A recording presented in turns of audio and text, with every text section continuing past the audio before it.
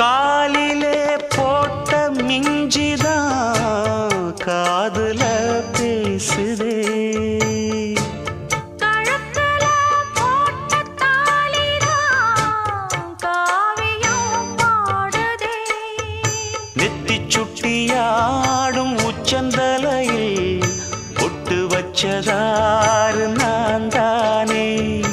அத்தி மரப்பூவும் அச்சப்படுமா அக்கத்தோணையாறு நீதானே.